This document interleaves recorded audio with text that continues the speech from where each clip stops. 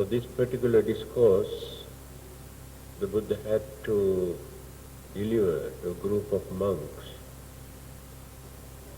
when they had to face some problems.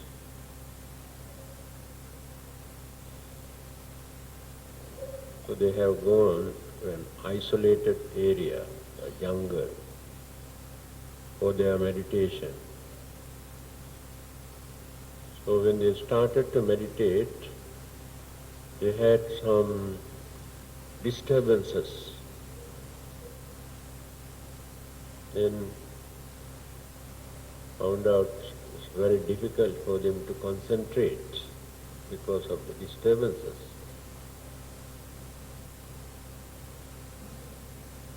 They knew what these disturbances are. So they have given up hopes and came and reported to the Buddha. Then he asked, did you radiate your Metta or loving kindness towards the visible or invisible living beings around that area before you start your meditation? And they said no. So that is the reason why you had to face this problem. I have told you there are various kinds of invisible living beings. So the names that we have given to them, like spirits or ghosts or devas, and among those devas or spirits there are different groups, and some are very understanding, and some are very stubborn, never listen to anybody. They always disturb others. But they can disturb only those who have not developed their minds. They become powerless when our minds become strong. So our mental forces can overcome or stop their disturbances. Therefore, the Buddhist attitude is, when we experience certain disturbances, is actually not to worship them or to offer them or pray to them, but to radiate our loving kindness towards them and to develop some sort of confidence or self-reliance, understanding within us. Those who cannot understand this attitudes start to pray and worship them. Of course, worshipping means appealing them not to disturb. Some of them may listen. When you appeal by offering something also, so they may listen to you, but some others never listen. But this method is practical, appealing to everybody. That is why the Buddha has prescribed this particular method to radiate our loving kindness towards them. So he advised them to go back to the same place and start their meditation. So this time, so they radiated. When they radiate their loving kindness, purify the atmosphere around that area. After that, can avoid so many disturbances. Even animals also do not disturb them because of that environment. Animals also have very strong instinctive power to catch the man's mental vibration.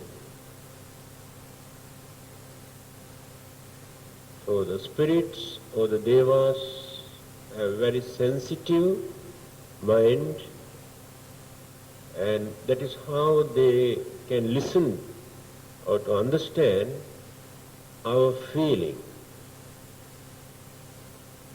So the meaning of transference of merits and radiations of loving kindness really work if you know how to do that. So after that, no more disturbances. And certain yogis, rishis, monks who spend so many years in the jungle, the deep jungle where there are fierce animals and all sorts of spirits, never disturb them, because the power of Metta, the power of mental energy, always protect them, and others never disturb them. Then he taught how to do this. But these radiations of loving kindness we cannot do without cultivating our mind. Simply you cannot do this. Because if your minds are polluted, if you have all sorts of evil thoughts in your mind, there is nothing for you to radiate as loving kindness, because there is no loving kindness in your mind. Then how can you radiate? This Metta Sutta explains very clearly how to cultivate, then how to start. After that, we can experience good result. Start like this. Karaniyamatha kusalena yantam santam padam abhisamicca sakko ujucha sujucha suvachochassa muddu anatimani. Meaning, he who is skilled in his good, and who wishes to attain the states of calm, should act this. He should be able, upright, perfectly upright. So what does it mean? So these are the words. What can you catch, grasp from here, from this English translation?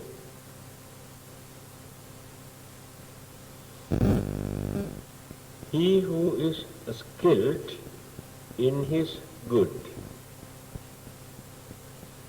That means there must be some sort of moral development in our mind if we want to radiate or practice metta. So it is not a simple thing. Development of morality means sila. So without certain silas or principles, we cannot maintain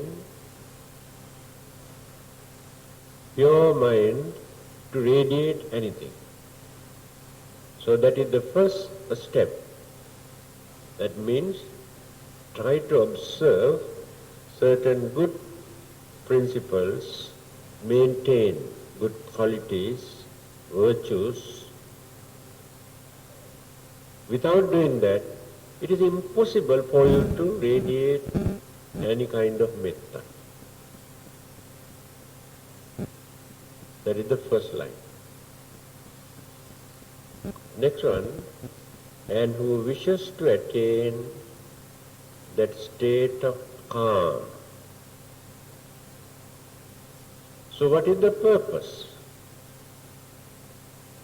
The purpose of this meditation is to calm our mind. So what does it mean? Why it is necessary to calm the mind?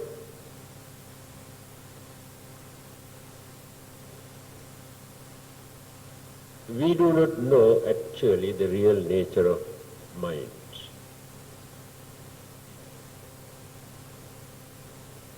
Mind has no peace. Always disturbed by various forces, sources, energies, elements, thoughts. The mind had to suffer. That is why we are unhappy. Always we worry. Mental disturbances, no peace in our mind. How many thousands or more than thousands disturbances we had to come across in our day-to-day life. Think for a while, item by item, you can understand. Whether you can maintain calmness in your mind. How many things are there for you to worry? But many of those worries you maintain due to lack of understanding. Without that understanding, whatever you do, whether in the name of religion or any other subject, you experience more and more disturbances and unhappiness.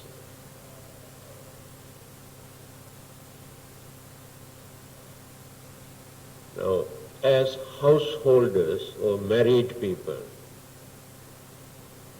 how many worries are there in your mind? Then unmarried people, those who have children, those who have no children, those who are doing some business, those who have no work, no job. How many kinds of worries are there? Then how to calm the mind?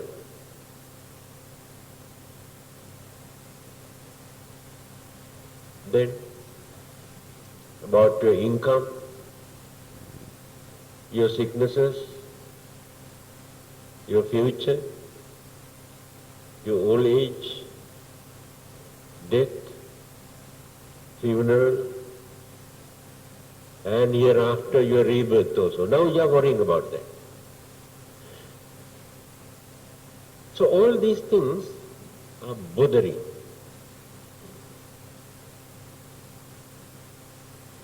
When you read some books also, you cannot concentrate. When you try to meditate, without your knowledge, the mind slowly runs. Go and take another object from outside. Because mind is not used to this. So you are trying to give something to your mind which mind doesn't like. This is the nature of meditation. Either you feel sleepiness like this, if not, feel very dull, very boring. If not, you create your own imagination. Your own imagination. If not, the mind slowly walk out. Now you do not know where your mind is. This is more than enough for you to understand how difficult it is for us to calm this mind, to tame this mind. The reason is, we have been using this mind not only within this lifetime, during so many previous births also, in the same manner.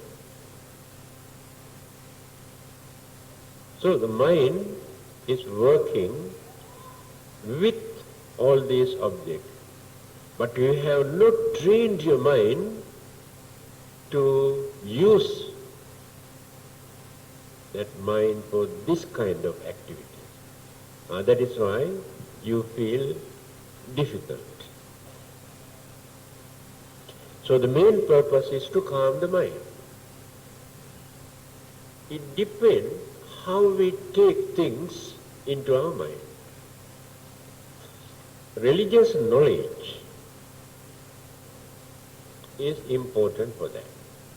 Without proper religious knowledge, you do not know how to define, how to analyze, how to realize, how to understand things properly. Because you have your own imagination. And you have taken those imaginations as truths. But after learning, one day you will come to know that your concept or the idea that you had in your mind is wrong.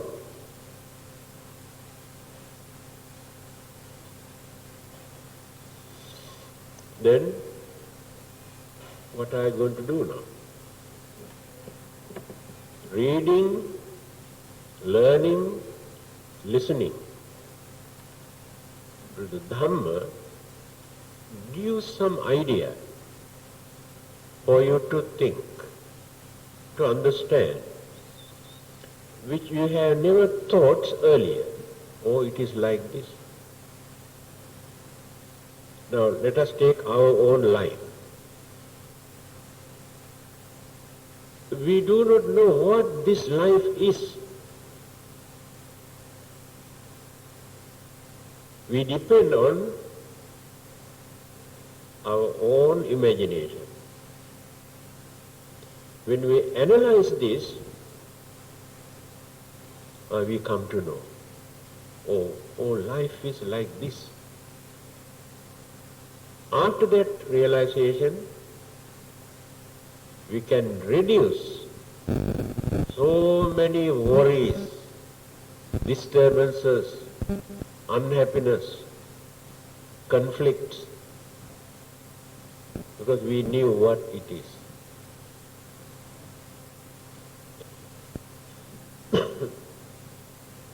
You can see how the Buddha tried to introduce our life for us to understand what it is.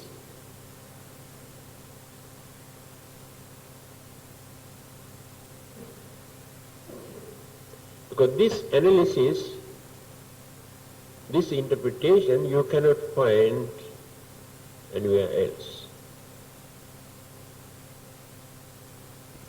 Scientists, psychologists, philosophers have their own opinion about our life. Other religionists have their own opinion. The Buddha's analysis or the interpretations, we cannot compare with others. To understand what this life is, what he did, he introduced this mindfulness on our physical body and divided into 4 categories, 4 groups. How to analyze?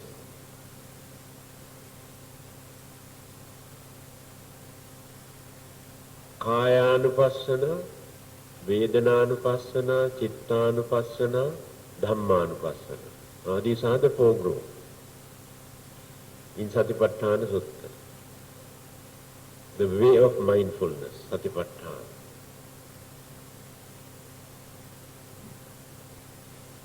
First we have to concentrate, reflect our mind towards our own physical body. Instead of directing or diverting our mind towards somewhere else, we had to direct our mind towards our own physical body. Then how to analyze? Now first one is Kayanupassana. Kaya means body, our physical body. Appearance of this physical body like this. And what are the ingredients there?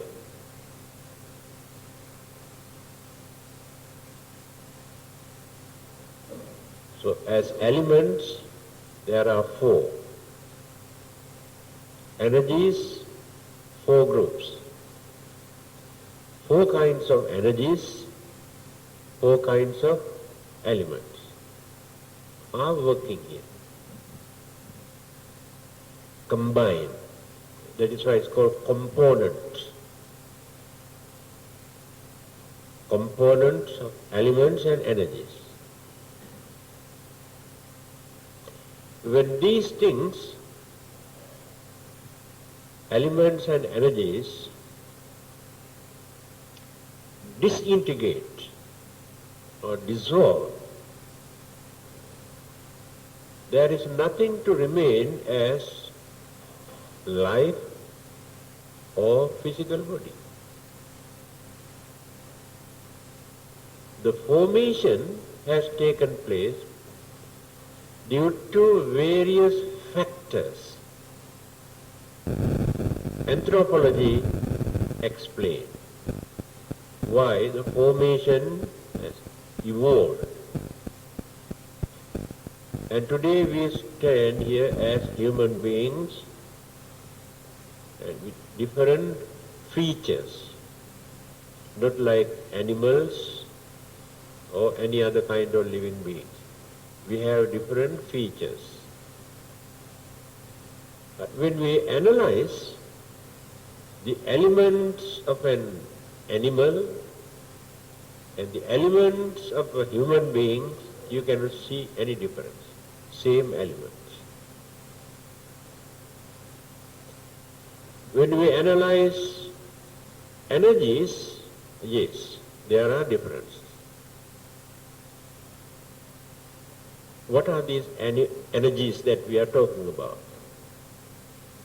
These are mental energies, not cosmic energies or any other kinds of external energies. Mental energies, 4 kinds of energies, 4 kinds of mental faculties. These 4 kinds of mental faculties you cannot find among the animals in the same manner, the same degree. They have lesser degree of mental energies. This is the advancement or the development of human mind.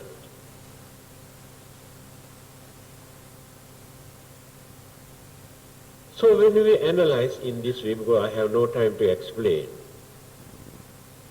we can understand what this life what this body, why it exists like this, why changes take place, why cannot remain forever like this, why decay, why there are sicknesses, and why one day completely disappear.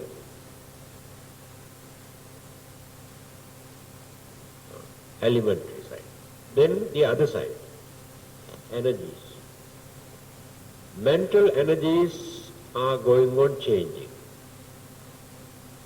We cannot maintain the same ideas, same thoughts, the same mind for a long period. Because the mind is going on changing. We try to maintain, but some other thoughts eclipse the existing one. Then the existing one submerged, remains under dormant, cannot use, become inactive.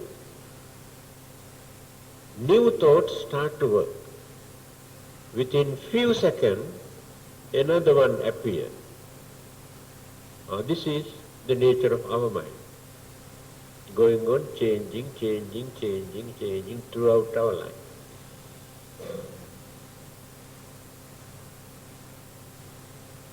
Beside this, certain preconceived concepts and beliefs that we maintain in our mind are going on haunting, disturbing our mind. They are our belief that we have accepted as truth. Again, certain habits we have maintained life after life are still working in our subconscious mind. And these mental habit forces influence our normal mind. Then we follow certain methods, certain systems, certain hobbies, our behavior, our temperament, our moods, our character. We are going on molding according to those habits that we have deposited earlier during the previous birth. So each and every person maintain different character, different temperament, mental attitude, mood, nature. That is the main reason why two persons cannot agree. Different mentalities.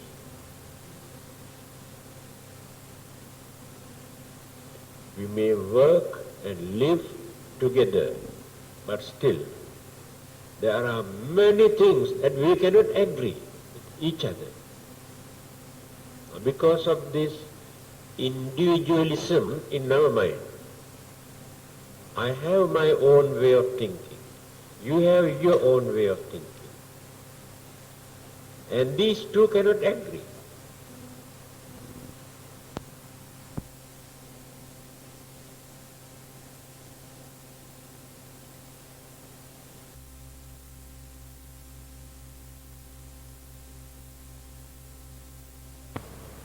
I have my own way of thinking. You have your own way of thinking. And these two cannot agree. The whole world, the whole mankind today are facing this problem. But how many people are there to analyze in this way?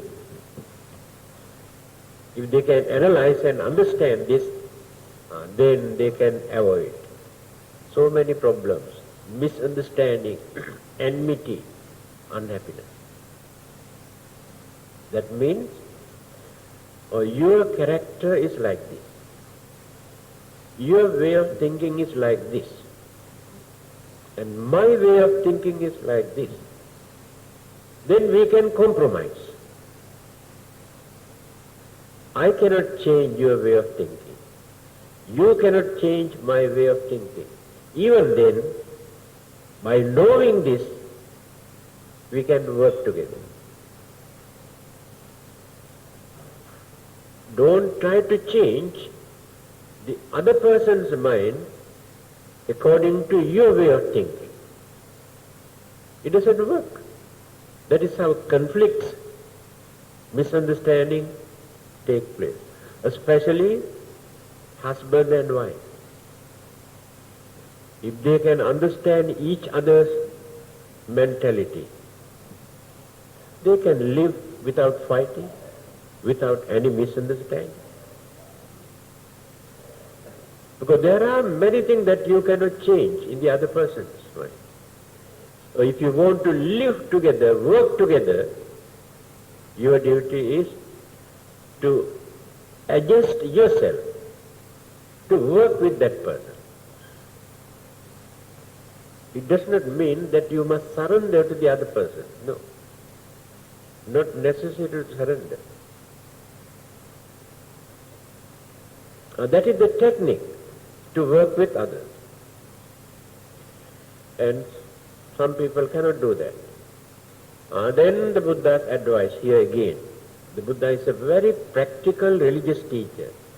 He knew all the loopholes and dark corners in our life. Then he says, Noche labetha nipakang sahayam eko chare khagga visana sappo. It's a very good advice. If you cannot find out another person for you to associate, to work together, if you cannot agree with another person, if others are not ready to agree with you, instead of fighting, quarreling, arguing, the best thing that you can do is live alone. Eko chare. Live alone. Then there is nobody to disturb you. You are your own master now.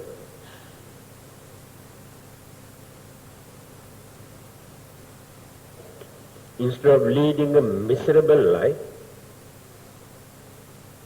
fulfill all your duties without creating enmity and jealousy and misunderstanding. If you want to maintain peace in your mind, live alone. But no jealousy, no enmity, no discrimination. This advice was given by the Buddha. Now you can understand. When we analyze the physical body and our mind, what sort of difficulties, problems we had to face. This is about the body. Body means mind and element. Next one, our feeling. We become slaves to our feeling, or we hate our feeling. Disturb the mind. When we experience very soothing, very pleasant feeling, we like it. Then we develop attachment. Later, we may lose it. Then we feel very unhappy. We worry and cry and fight because we have lost what we like. After that, you are ready to do anything to get back that same nice, pleasant feeling. Then you are ready to adopt any cruel, wicked, cunning method to gain what you want. They are how you violate. Because of your feeling, to satisfy your feeling, now you have gone so far to violate, to disturb others.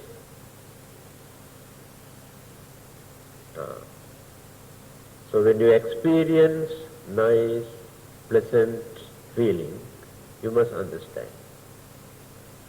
This is not permanent. This nature of this feeling is like fleeting. It's a fleeting nature. Just move. Exist for a short while, then move. This is the nature of feeling. So if you can analyze in this way, after experiencing pleasant feeling, then you never create disturbances in your mind when you lost it, when you miss it.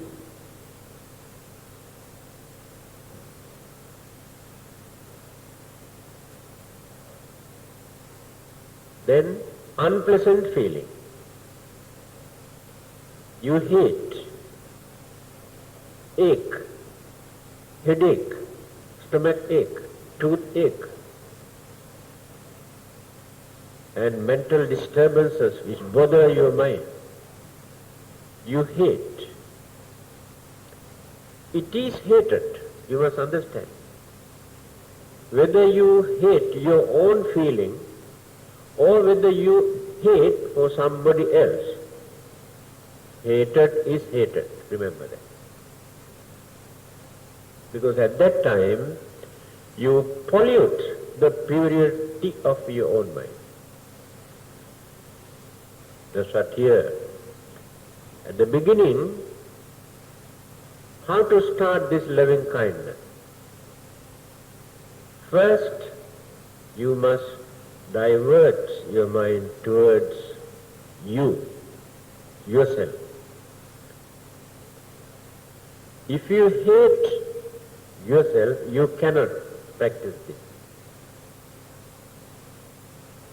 You have to reduce hatred from your mind, certain areas, certain incidents, certain feeling that you experience within you.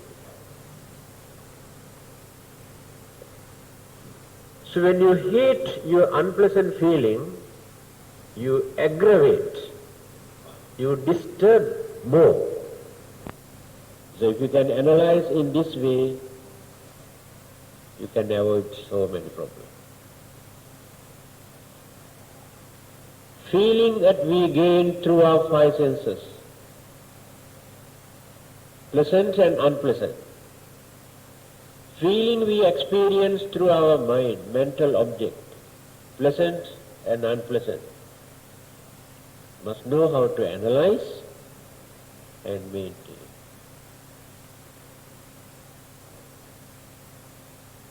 Then the third one, Chittanupassana, mind. First we have examine, analyze and realize what this physical body is. After that, we analyze the nature of our feeling, how they appear, how they exist, and why they disappear. Now we have come to our mind. The nature of the mind. Chittam bhikkhave lahu parivartam. The Buddha saying. He says, amongst all those energies and elements, whatever exists in this world, there is no any other object which can change so rapidly rather than our own mind. Change.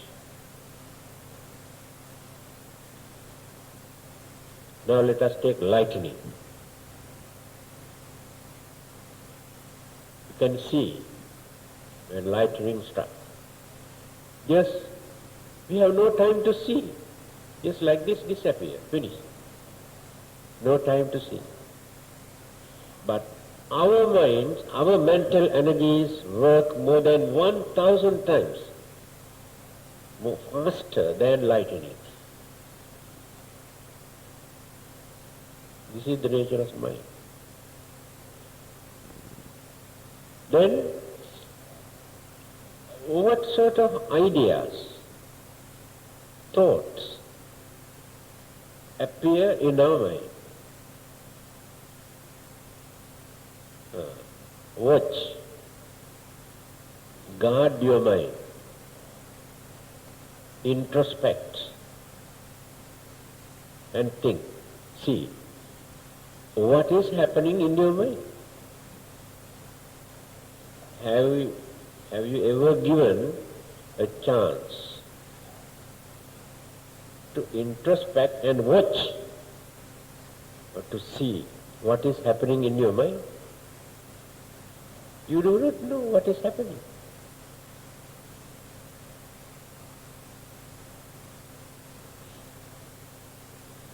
Now you can understand what Buddhism teaches you.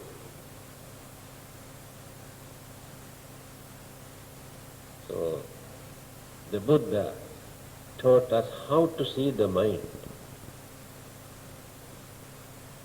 then how to guard it. Be mindful regarding your thoughts. What kind of thoughts appear in your mind at this moment? Whether it is selfish idea or selfless service, whether anger, jealousy, greed or grudge or enmity, or kindness, compassion, pity, sympathy, understanding, generosity, patience or impatience, restlessness, calmness. These are the mental attitudes, stages. All these things are happening every second. Different thought according to circumstances, objects through the five senses, mental image, mental object. We create all these ideas in our mind.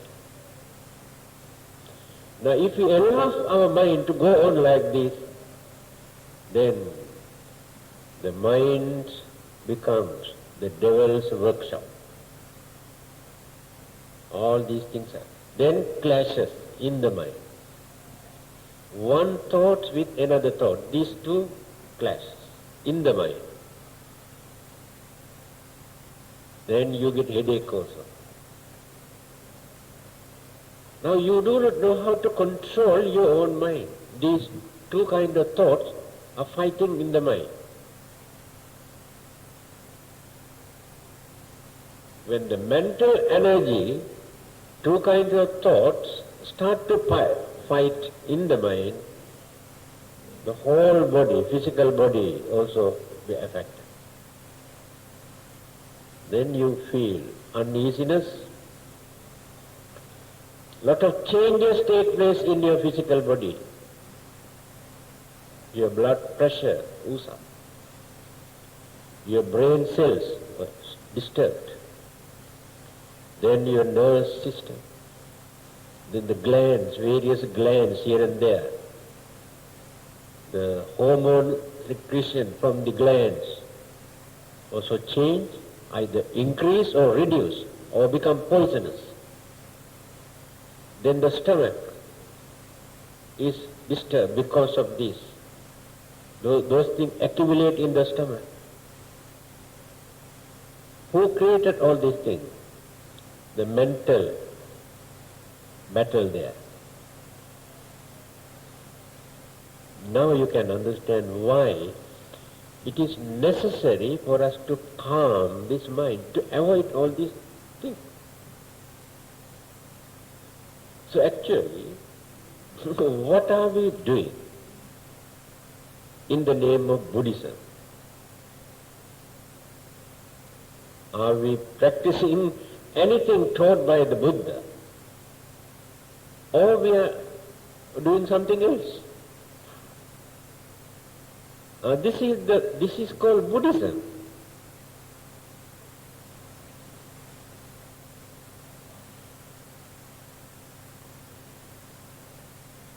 So when you come to know, then the advice. Watch. Think what sort of thoughts appear. If it is anger or jealousy or greed or selfishness, earlier you have learned these things are bad. They are not good thoughts. Then use your knowledge, what you have learned.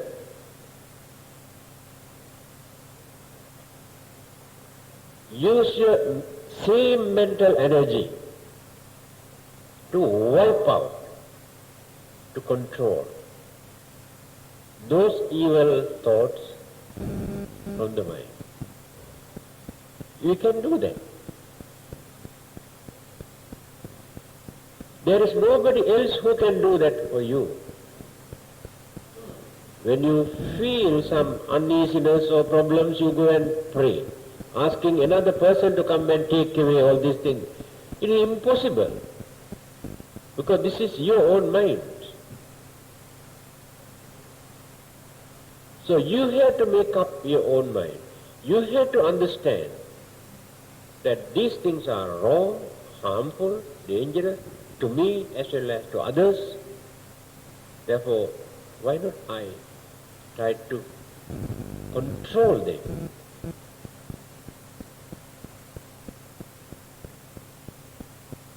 Then good thoughts appear. All are not cruel or wicked or cunning.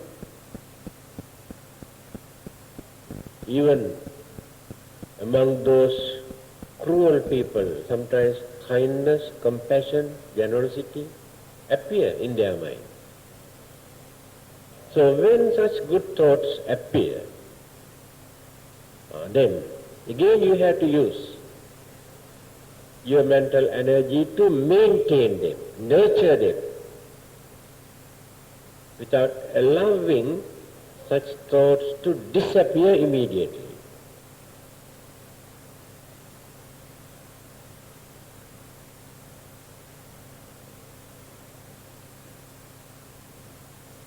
So we very seldom we practice this kind of method introduced by the Buddha. Otherwise we never realize the nature of our mind, the danger of our mind, and how useful our mind is. How we can divert this mind to do wonderful service to us as well as to others. Again, how we can misuse this mental energy to harm others and disturb ourselves.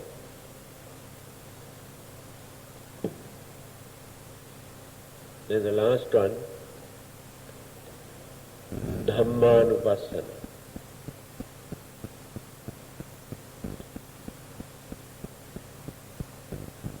Certain kusala citta and akusala citta, certain defilements, mental hindrances always appear and disappear.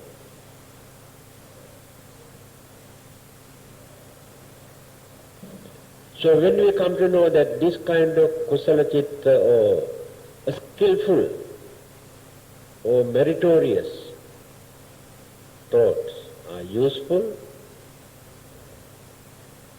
then try to develop them. When certain bad karmic thoughts which can create bad karma in our life, mentally, verbally, and through our action,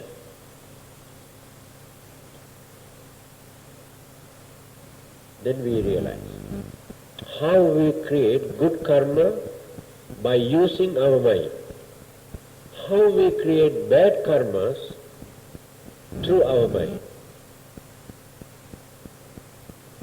Now these are the four methods. Now see here in this first stanza, who wishes to attain that state of calm, to maintain that calm in our mind, we have to follow this method.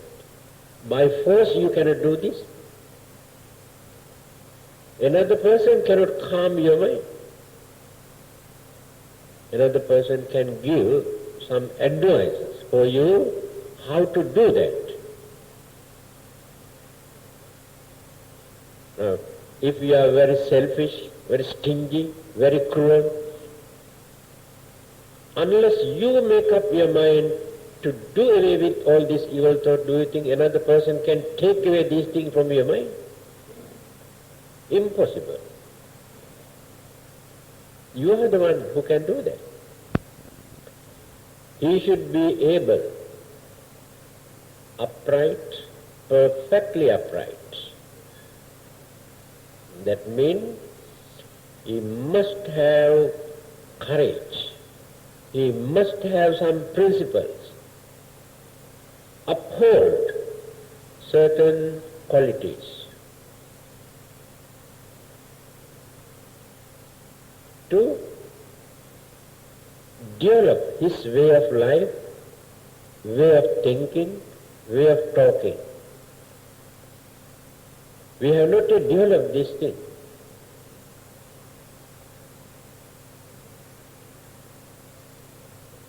Obedient, gentle, and humble. So 3 more items there. You think this? Simply use the word metta and everywhere metta and just talk about metta. Do you think it really works? Everywhere people talk a lot about metta, but do they maintain any of these good qualities in their mind?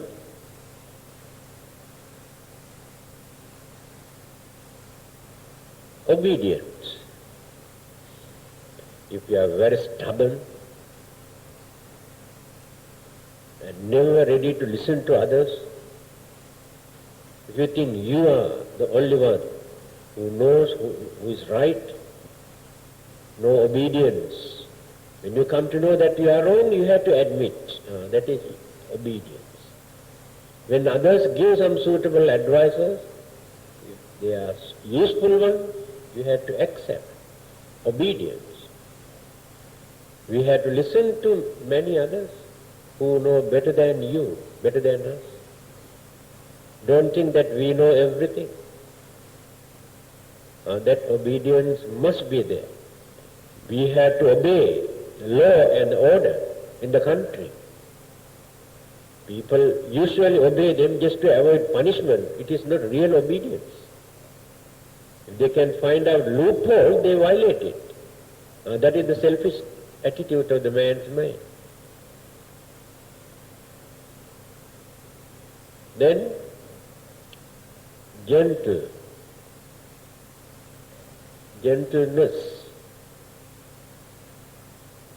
What is gentleness?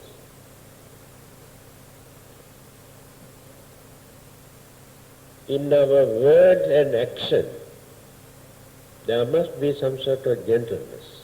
That means we must learn how to do things without disturbing, without hurting, without provoking others. These are the qualities of a gentle man. When we are going to attend various functions, ceremonies, different places in the society, a place of worship, so there must be certain principle for us to observe. That is gentleness. You cannot say that you are at liberty to do anything whatever you like. That is how we create disturbances. Humble. Try to be humble.